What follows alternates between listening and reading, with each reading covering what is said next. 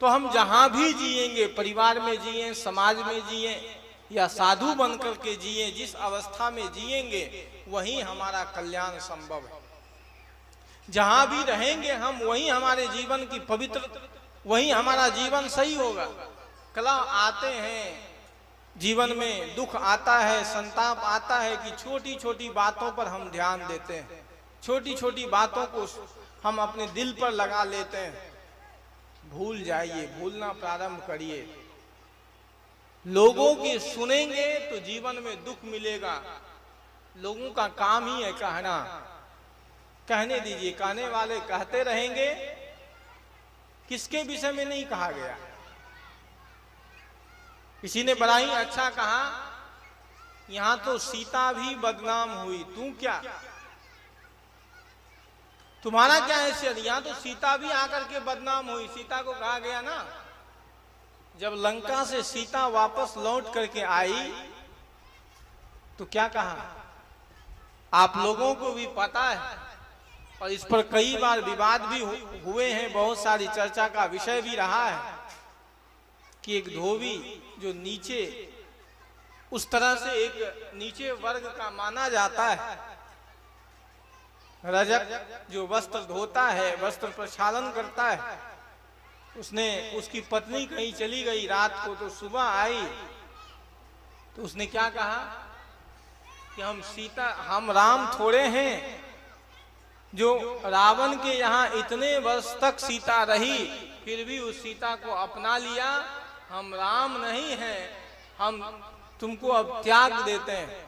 उसका गुप्तचर ये बात सुन रहे थे, जाकर के राम को कहा। राम ने सीता का परित्याग कर दिया। परिणाम क्या? उसके बाद भी राम के ऊपर लांछन नहीं लगा क्या? लगा कि नहीं? उसके बाद भी राम के ऊपर कहा गया कि नहीं, अपनी पत्नी को छोड़ दिया एक के कहने पर। कितना, तो ये दुनिया है, समाज है। आप अच्छे करेंगे तब भी लोग कहेंगे, बुरे करेंगे तब भी लोग कहेंगे। लोगों का काम है कहना। लोगों की बातों पर ध्यान, जो समझदार व्यक्ति है वो कभी नहीं दूसरे के बातों पर ध्यान नहीं देता है कि लोग क्या कहते हैं, दुनिया क्या कहती है, उस पर कभी ध्यान मत दीजिए, अपने जीवन पर ध्यान दीजिए। एक छोटी सी घटना कहूंगा, फिर मैं बातों को संक्षेप करूंगा क्योंकि समय भी 7 बजने वाला है। एक पति पत्नी गधा को लेकर के जा रहे थे। तो पति पत्नी और गधा साथ में लिए हुए वो जा रहे थे, रास्ते से चल रहे थे। तो रास्ते से जाते हुए कुछ दूर गए तो कुछ लोग मिल गए। कहा कितना नासमझ आदमी है कि गधा पर कोई बैठा नहीं है और गधा ऐसे ही जा रहा है और ये दोनों पैदल जा रहे हैं। तो उसने क्या किया, अपने गधा पर बैठ गया और पत्नी को पैदल कहा चलो। कुछ दूर गया, कुछ लोग और मिल गए। उसने कहा कितना बेवकूफ आदमी है कि अपने गधा पर बैठा है और पत्नी को गधा से नीचे उतार दिया। उसने क्या किया, पत्नी को गधे पर बैठा दिया और अपने नीचे उतर गए, पैदल चलने लगा। कुछ दूर गया, फिर लोग देखता है, कहता है कि कितना पत्नी भक्त है, देखो अपने तो पैदल जा रहा है और पत्नी को गधे पर चढ़ा करके ले जा रहा है। कहा अब क्या करें? तो फिर सोचा, विचारा, चिंतन किया, दोनों गधा पर बैठ गया।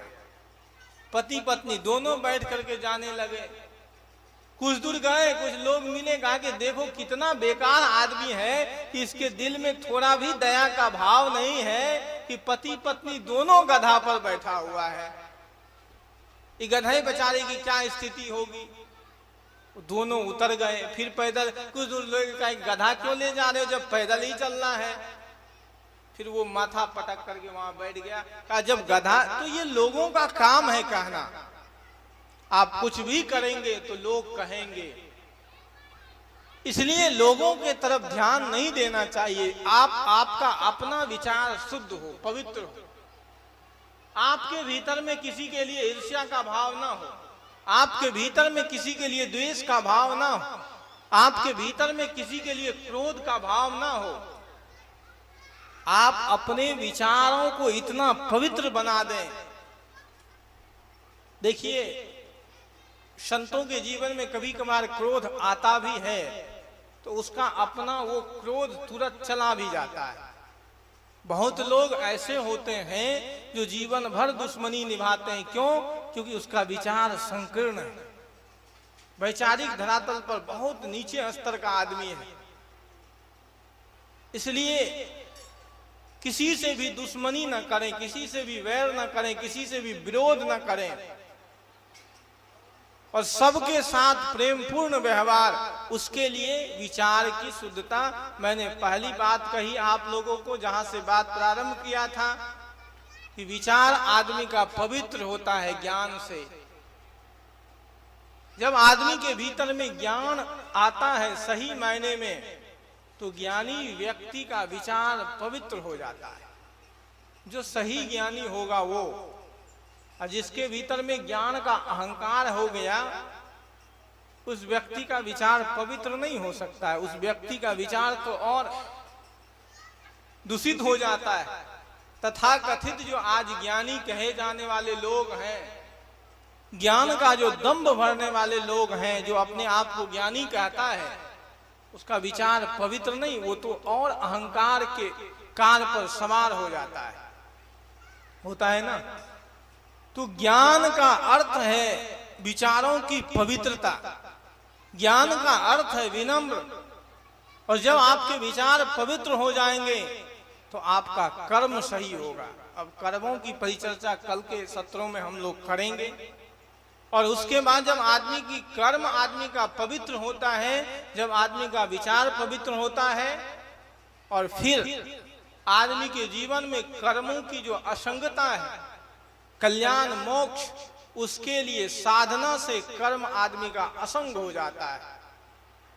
अगर आपका विचार पवित्र होगा तो आप सही कर्म करेंगे, और अगर आप साधना करेंगे तो आप कर्म के परिणाम से भी मुक्त हो जाएंगे। ये थोड़ी दार्शनिक बातें हैं, इस पर चर्चाएं होगी कल। कुछ लोग आप लोग बैठे हैं समझने वाले, लेकिन जो मोटी बात है, परिवार में जिए, समाज में जिए, जहां भी जिए, वैचारिक स्तर पर आदमी को पवित्र होना चाहिए। बिल्कुल सब के अंदर में पवित्रता का भाव होना चाहिए। किसी के लिए राग द्वेष का भाव नहीं होना चाहिए, किसी के भी भीतर में क्रोध का भाव नहीं होना चाहिए। हम बात बात में हमारे भीतर में क्रोध का उबाल आता है, बात बात में हमारे भीतर में ईर्ष्या का भाव आता है। हम दूसरे के प्रति ईर्ष्या का भाव रखते हैं, क्रोध का भाव रखते हैं, जिससे हमारा परिवार खंडित हो जाता है। हम विचार नहीं कर पाते, चिंतन नहीं कर पाते। इसलिए मनुष्य के जीवन में ज्ञान की आवश्यकता है। इसलिए शास्त्रों में कहा गया कि ऋते ज्ञानान्न मुक्ति। ज्ञान के बिना आदमी के जीवन, आदमी का जो है चित्त शुद्ध नहीं होता है। और वो ज्ञान मिलता कहां से है?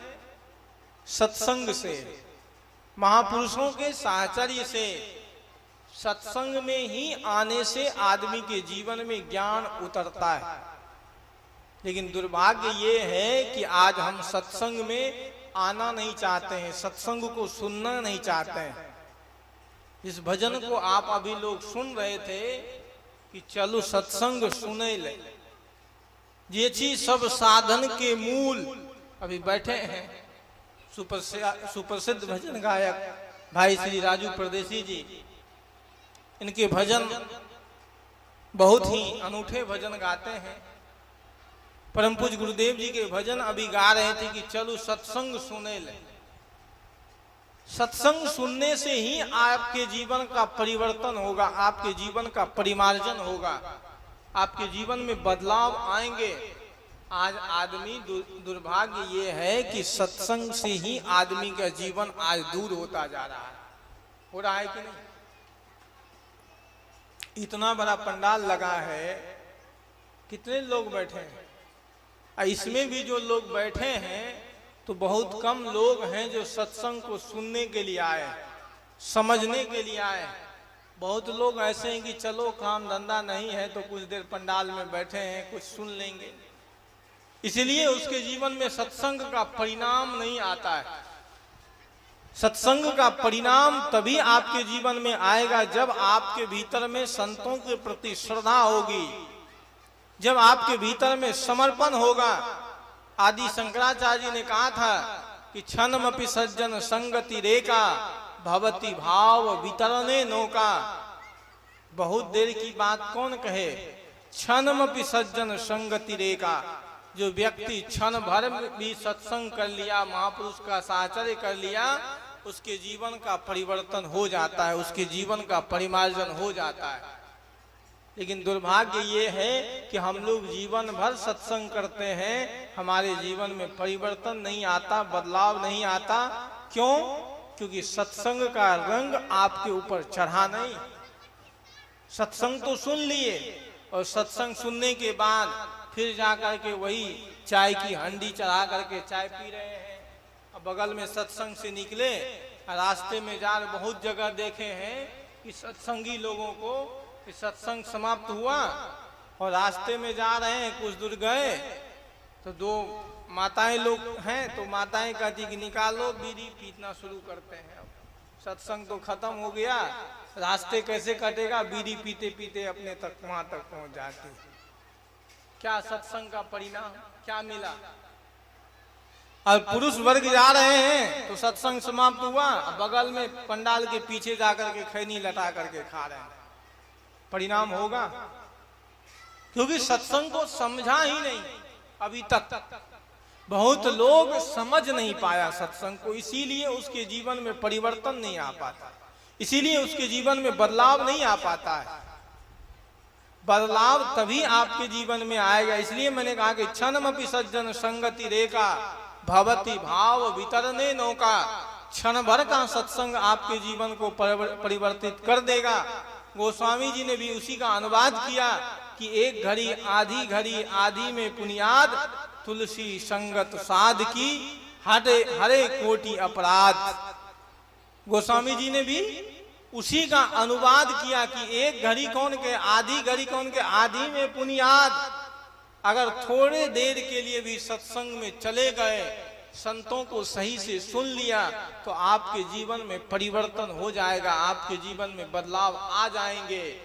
लेकिन अगर आप सुनना नहीं चाहते हैं, वेद के ऋषि भी, उपनिषद के ऋषि भी कहते हैं कि श्रोतव्य मंतव्य निधिध्यासितव्यश्च। 3 स्तर है। क्या क्या?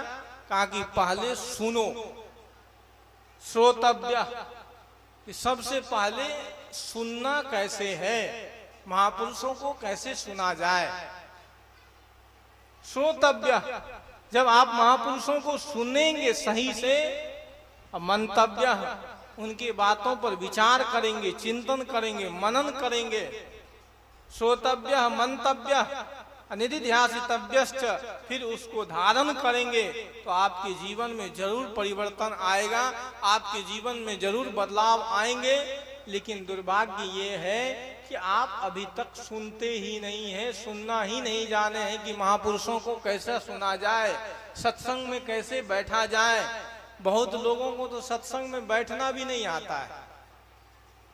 सत्संग में कैसे बैठा जाए, बैठना भी नहीं आता है। पलथी आसन देखें, ऐसे करके ऐसे खड़ा रहेंगे, कोई ऐसे मुंह पर उंगली दे करके बैठेंगे, पता नहीं लग रहा है कि कहानी सुन रहे हैं कि किस्सा सुनने के लिए आए हैं, क्या करने के लिए आए हैं। इस तरह से आपके जीवन में परिवर्तन नहीं हो सकता है। आसन का बहुत बड़ा महत्व है। सत्संग में जाते हैं तो बिल्कुल पलथी मार करके शांत एकांत चित्त से महापुरुषों के वाक्यों को सुने। कई बार क्या होता है, हम लोग तो देखे हैं, देखिए आप लोग भी बहुत जगह सत्संग सुनने के लिए जाते हैं, बहुत सत्संग सुने होंगे। हम लोग भी रात दिन यही काम करते हैं, प्रवचन ही करते हैं। बहुत जगह ऐसी स्थिति होती है कि 2-2 घंटे तक प्रवचन कर लेते हैं, या 4-4 घंटे तक ये भजन प्रवचन कर लेते हैं, फिर भी लगता है कि 2-4 घंटे और कार्यक्रम चलेगा तो कोई दिक्कत नहीं है। क्यों?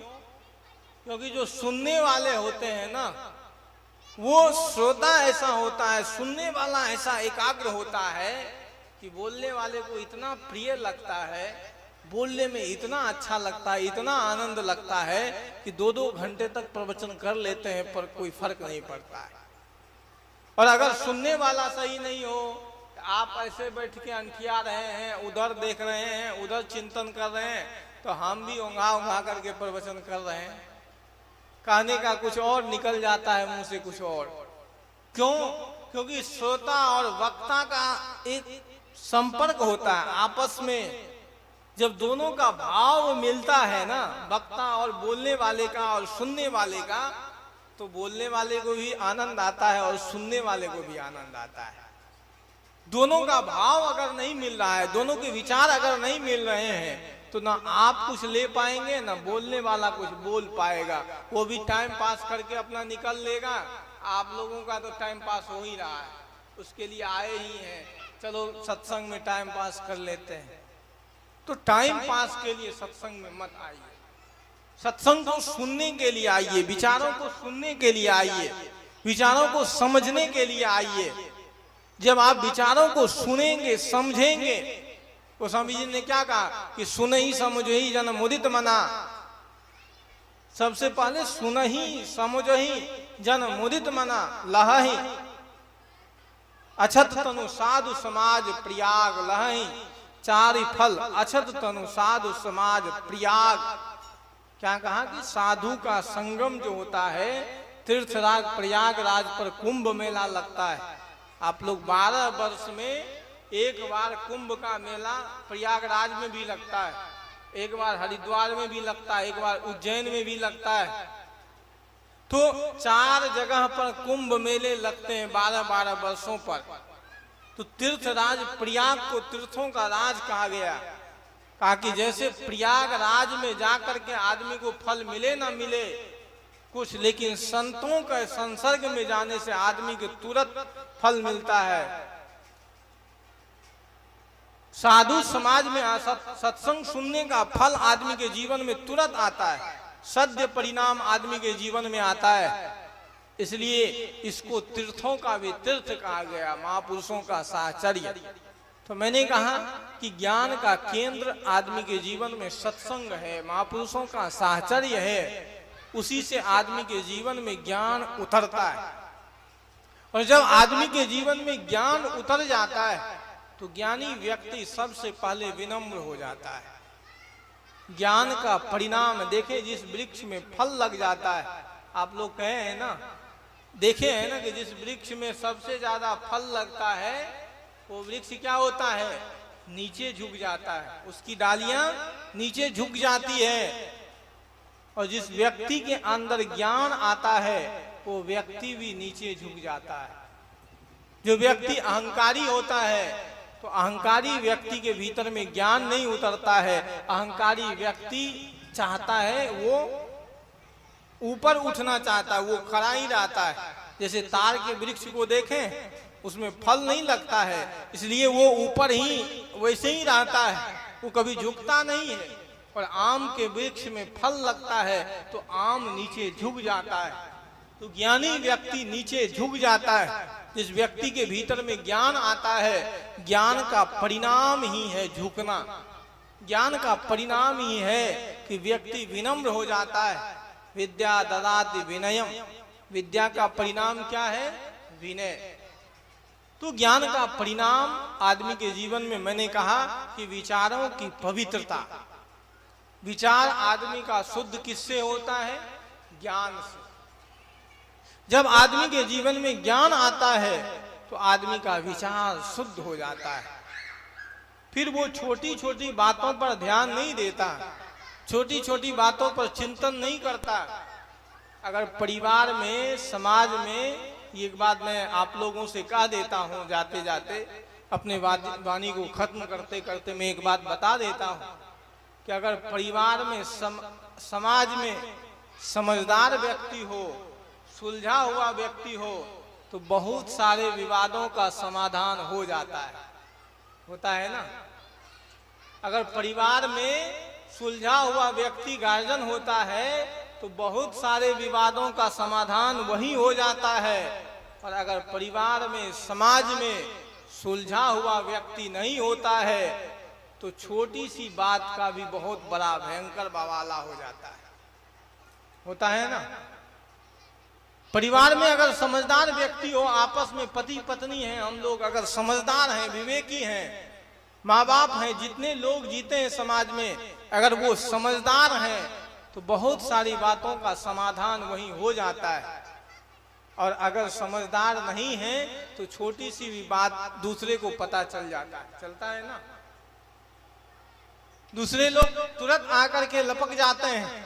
और अगर समझदार है तो आपके घर में क्या होता है किसी को पता भी नहीं चलेगा। आज भी बहुत सारे ऐसे लोग हैं, ऐसे घर हैं जिनकी बातों का पता पूरे गांव में किसी को नहीं होता है कि वो लोग कैसे जीते हैं, कैसे खाते हैं, कैसे चलते हैं, क्योंकि सामंजस्य है। विचार वहां संकुचित मानसिकता के लोग नहीं, और जहां संकुचित मानसिकता के लोग हैं जो छोटी छोटी बात, मैं तो देखा हूं, मुझे तो आश्चर्य लगता है कि आदमी का सोच इतना नीचे स्तर का भी है क्या। सबसे ज्यादा तो इन माताओं लोगों का, घर में अगर कोई मेहमान आ जाए, अब मायके से बर्तन लाई है, मैं देखा हूं, हम लोगों को भी स्थिति है, कई बार ऐसा हाल हुआ है कि मायके से बर्तन लाई तो कहेगी पहले वो ट्रंक में चाबी ताला मार के बंद कर देती है, पूछे कि बर्तन है, कहेगा नहीं है। खाने के लिए कहे क्यों, क्योंकि बर्तन देंगे खाने के लिए, खो गया तो फिर क्या होगा। तो इतनी संकुचित मानसिकता के भी लोग होते हैं, मैं देखा हूं कई बार। हम लोगों की भी पत्तल में भोजन मिला तो पूछे कि पत्तल में भोजन क्यों दे, थाली उली नहीं है क्या। क्या करेंगे बाबा जी, घर में जो औरत सब है ना, सब अपना अपना बर्तन सहित कर रख दिए, अब जग समाप्त होगा ना तब निकालेगी। क्यों, क्योंकि अभी कहीं खो गया तब नहरा से मिला है ना। तो इतनी मानसिकता, संकुचित मानसिकता के लोग हैं, क्यों, इसीलिए तो झगड़ा होता है। जहां इतनी छोटी छोटी बातों पर भी परिवार में अगर ध्यान दे रहे हैं तो इसका अर्थ है कि आपकी मानसिकता बहुत संकुचित है। विचार आपका बिल्कुल हंसने वाली बात नहीं है, विचार करने वाली बात, चिंतन करने वाली बात है कि इतने छोटी छोटी बातों पर हम ध्यान देते हैं और जिस बातों पर हमको ध्यान देना चाहिए उस बातों पर हम ध्यान देते नहीं हैं। ध्यान देना चाहिए कि परिवार संगठित कैसे रहे, हमारे भीतर में कहीं कोई कुभाव तो नहीं आ गई, कुविचार तो नहीं आ गए, गलत भाव तो नहीं आ गया। इस पर आदमी को हमेशा ध्यान देना चाहिए। कभी हमारे मन में भाई का हक मारने की बात तो नहीं आ रही है, कभी हमारे मन में किसी के दूसरे के प्रति घृणा का भाव तो नहीं आ रहा है। इस पर कोई भी व्यक्ति विचार नहीं करता है। इस पर वही व्यक्ति विचार करता है जो व्यक्ति ज्ञानी है, जो व्यक्ति समझदार है, जो व्यक्ति विवेकी है। तो ज्ञान का परिणाम विचारों की पवित्रता, ज्ञान का परिणाम आदमी के जीवन में जब आता है तो आदमी बिल्कुल पवित्र हो जाता है। वैचारिक स्तर पर उसके लिए सब अपने हैं। स्त्री में देख लीजिए, विचार जब पवित्र हो गई किसकी, मीरा की, मीरा का विचार पवित्र हो गया तो मीरा क्या कहती है, राणा ने गाली दिया, जहर का प्याला दिया, मीरा उसके प्रति गाली भी दे सकती थी कि नहीं। मीरा क्या कहती है, कोई कुछ भी कहे उससे हमको क्या मतलब है, कोई गाली दे, कोई जहर दे, कोई अपमान का शब्द कहे, उससे हमको कोई मतलब नहीं है। हम तो अपने रस में, अपने आप में मगन हो गए। अब हमको दुनिया से क्या काम, अब लोगों से क्या काम, लोग क्या सोचते हैं, दुनिया क्या सोचती है, इस पर अब ध्यान देने का समय कहाँ है। मीरा अपने आप में मग्न है। इसी तरह से जिस व्यक्ति का विचार पवित्र हो जाता है, जिस स्त्री का विचार पवित्र हो जाता है, वो दुनिया के तरफ ध्यान देना छोड़ करके अपने आप पर ध्यान देता है। इसलिए जब आपका वैचारिक धरातल पवित्र हो जाएगा तो फिर किसी के लिए भी आपके भीतर में कोई भी घृणा का भाव, क्रोध का भाव, ईर्ष्या का भाव, द्वेष का भाव खत्म हो जाएगा। तो अगर आप अपने जीवन को सही बनाना चाहते हैं तो सबसे पहले अपने विचार को सही करिए। संकुचित विचारधारा के, संकुचित मानसिकता के लोग समाज को, परिवार को, राष्ट्र को दूषित करता है। हमारी विचारधारा संकुचित नहीं होनी चाहिए, हमारी मानसिकता संकुचित नहीं होनी चाहिए। उदात्त भाव से हम अपने जीवन को जिए जिसमें सबके लिए जगह हो, सबके लिए। परिवार में जो व्यक्ति जी रहे हैं उनके लिए तो हो ही, कोई व्यक्ति आ जाए कभी तो उनके लिए भी हमारे भीतर में भाव हो। अगर कोई प्यासा मिल जाए तो उसको हम पानी पिला सकें, कोई भूखा मिल जाए तो उसे हम भोजन दे सकें, कोई अगर वस्त्रहीन है तो उसे हम कपड़ा दे सकें। कोई आजकल आदमी की मानसिकता कितनी गड़बड़ हो गई है। मैं देखता हूं कि कई बार अगर हम लोग ट्रेन से सफर कर रहे हैं तो अगर हम आप किसी को 1 रुपया नहीं दे सकते हैं तो कम से कम उसके लिए बुरा शब्द का प्रयोग तो न करें। आपकी स्थिति नहीं है, आप देना नहीं चाहते हैं, मत दीजिए, कोई बात नहीं है। लेकिन अगर किसी व्यक्ति को हम गलत स्थिति में, उसकी परिस्थिति में देखते हैं तो और उसके ऊपर टिप्पणी करने लगते हैं। क्या ऐसा ही है, इसका कर्म का परिणाम कहते हैं ना। कोई आपके दरवाजे पर मांगने के लिए आ जाए, उसके शरीर में कहीं कुछ घाव है या कुछ है तो हम कहते हैं कि देखो ना, कर्म का परिणाम भोग रहा है, उससे हम घृणा करते हैं। अगर आप उसको कुछ नहीं देते हैं, आप में देने की सामर्थ्य नहीं है, तो कम से कम सहानुभूति तो दे सकते हैं। कम से कम घृणा का भाव तो आपके भीतर में ना हो, उसके लिए कम से कम उसके प्रति सहानुभूति का भाव तो रखिए कि किसी दिन आपके भी, खुदा ना खास्ते हमारे जीवन में भी ऐसी घटना घट सकती है, कभी हम भी बुरे दौर में फंस सकते हैं। क्योंकि संसार है, जीवन है, कब किसके जीवन में कौन सी परिस्थिति आएगी कोई नहीं देखा है। इसलिए कभी भी किसी भी प्राणी के प्रति क्रोध का भाव, ईर्ष्या का भाव, द्वेष का भाव न रखें, विचारों को पवित्र बनाएं, ये मानव का पहला कर्तव्य है। तो ज्ञान से आदमी का विचार शुद्ध होता है। मैंने कहा कि जैसे जल से शरीर की शुद्धि होती है, आप शरीर का शोधन करते हैं जल से, स्नान करके इत्यादि करके, सोच क्रिया से आते हैं तो मिट्टी से हाथ धोते हैं, तो बाह्य शुचिता जल इत्यादि से है, सर्फ साबुन से है, और सोने की शुद्धता अग्नि में तपने से है। सोना को अग्नि में डालते हैं तो वो तप करके कुंदन बन करके निकलता है ना। तो जैसे सोने की शुद्धता अग्नि में तपने से है, जल से शरीर आदमी का पवित्र होता है, ठीक उसी प्रकार विचारों की पवित्रता, विचार आदमी का पवित्र होता है। ज्ञान से जब आदमी के भीतर में ज्ञान उतरता है तो आदमी का विचार पवित्र हो जाता है। और जब तक विचार आपके पवित्र नहीं है, शुद्ध नहीं है, तब तक आपके जीवन में कुछ भी संभव नहीं है। इसलिए अपने विचारों को पवित्र करें, अपने चिंतन को पवित्र रखें, सबके प्रति सद्भावना, सबके प्रति मंगल भावना, यही मनुष्य का पहला कर्तव्य है। इन्हीं कुछ चंद शब्दों के साथ अभी के सत्र में इतना ही मैं